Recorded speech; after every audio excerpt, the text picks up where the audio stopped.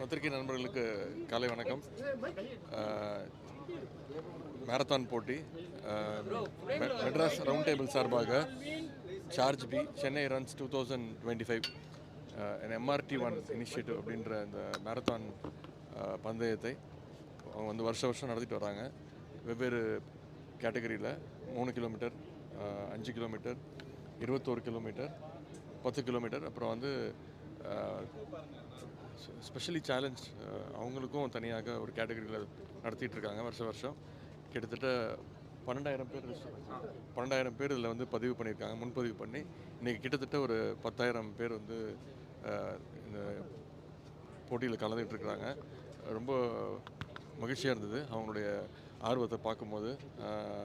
இந்த மேரத்தான் போட்டி அவங்களுடைய ஹெல்த்துக்கு, அவங்க கொடுக்குற விளையாட்டுக்கு, உடல் தகுதிக்கு அவங்க கொடுக்கின்ற அந்த முக்கியத்துவத்தை பார்க்கும்போது ரொம்ப மகிழ்ச்சி. வருஷம் நடத்திட்டு வராங்க. இந்த வருஷம் நான் கலந்துக்கிட்டு அந்த போட்டியை துவங்கி வச்சுருக்கிற அந்த வாய்ப்பு கிடச்சிருக்கு. அதுக்கு இந்த நேரத்தில் மகிழ்ச்சியை தெரிவிச்சுக்கிறேன். கலந்துக்கிட்ட அனைத்து பொதுமக்கள், பெண்கள், மாணவர்கள் அனைவருக்கும் அதுமாதிரி இப்போ மாற்றுத்திறனாளிகளுக்காக தனியாக ஒரு போட்டி நடத்த போகிறாங்க. அவங்களுக்கும் என்னுடைய பாராட்டுகள், வாழ்த்துக்கள்.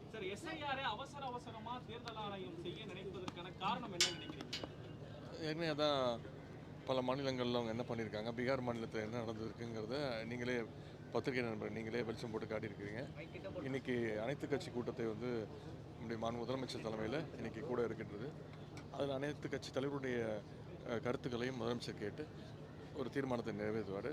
குறிப்பாக அதான் எங்கெங்கே தேர்தல் நடக்குதோ அங்கெல்லாம் வந்து அவங்களுக்கு, அதாவது ஒன்றிய பாஜக அரசுக்கு எது சாதகமாக இருக்கோ அது மட்டும் வச்சுக்கிட்டு அவங்களுக்கு பாதகமாக இருக்கக்கூடிய வாக்குகளை எல்லாம் நீக்குகின்ற அந்த பணிகளை வெளிப்படையாகவே அவங்க ஈடுபட்டுருக்காங்க.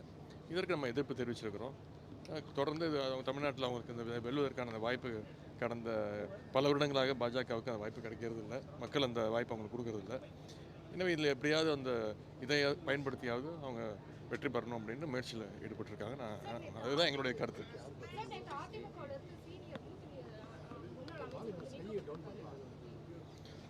இதுக்கு வந்து நான் எப்படிங்க கருத்து சொல்ல முடியும்? அது அவங்க இயக்கம், அது அவங்களுடைய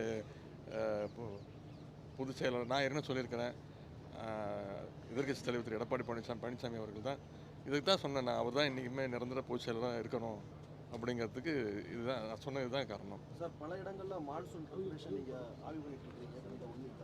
சென்னையில் ரோடு ஒர்க்ஸ் எந்த அளவுக்கு போயிட்டு இருக்கு?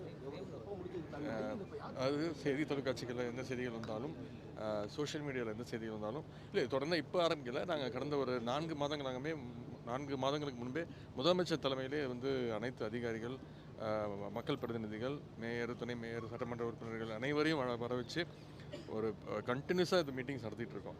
இந்த வருஷம் கிடையாது, இப்போ கடந்த 3-4 ஆண்டுகளாகவே இதை நாங்கள் வந்து முதலமைச்சர் வந்து இதை வந்து வலியுறுத்திட்டு இருக்காரு. இந்த வருஷம் நிறைய ப்ரிப்பரேஷன் பண்ணியிருக்கோம். 2-3 நாள் நல்லா மழை பெஞ்சது, இப்போ விட்டுருக்கு. இந்த ரோட் பேட்ச் ஒர்க்ஸ்லாம் வந்து இப்போ மழை விட்டதுனால இந்த கடந்த 3 நாட்களாக எல்லா இடத்துலையும் வேகமாக போயிட்டுருக்கு. மற்றபடி WRT ஒர்க்ஸு, அப்புறம் வந்து இவங்க நகராட்சியுடைய ஒர்க்ஸு, கார்பரேஷனுடைய ஒர்க்ஸு எல்லாமே களத்தில் பார்க்கும்போது எனக்கு நல்லா சிறப்பாக பண்ணிகிட்டு இருக்கிறாங்க. இன்னும் மக்கள் அதிகமாக எதிர்பார்க்குறாங்க. எங்கே போனாலும் இந்த ஒரு பிரச்சனையை சுட்டி காட்டுறாங்க. அந்த பிரச்சனையை அங்கங்கே எவ்வளோ சீக்கிரம் முடியுமோ செஞ்சு கொடுக்குறோம். இன்னும் அடுத்து 1 வாரத்துக்கு மழை இல்லை அப்படின்னு சொல்லியிருக்குது, வானிலை மையம் சொல்லியிருக்காங்க. எங்கள் சைட்லேருந்து, அரசு சைட்லேருந்து அனைத்து ஒர்க்குகளும் சிறப்பாக பண்ணிக்கிட்டு இருக்கிறோம். பொதுமக்களும் அவங்களுடைய ஆலோசனைகள் சொல்லுமாறு கேட்டுக்கொள்கிறேன். முனிசிபல் அட்மினிஸ்ட்ரேஷனுடைய பணி நியமனத்தில் இல்லை, அது சம்மந்தப்பட்ட அமைச்சரான நேரு அவர்கள் தெளிவாக பதில் சொல்லியிருக்கிறாங்க. இது ஒரு நல்ல பழிவாங்கல் முகத்தோடு இந்த குற்றச்சாட்டு வச்சுருக்கிறாங்க. இதை நாங்கள் சட்டப்படி சந்திக்க தயாராக இருக்கின்றோம்.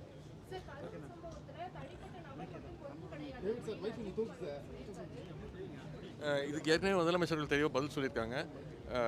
நானும் இதுக்கு ஏற்கனவே தெளிவாக பேட்டி கொடுத்துருக்கிறேன். இதுக்கு உண்மையாக யார் பேட்டி கொடுக்கணுமோ, இன்னும் நீங்கள் அவரை பேட்டி எடுக்க முயற்சி எடுக்கலையா, இல்லை பேட்டி கொடுக்க விரும்பலையா அப்படின்னு எனக்கு தெரியல.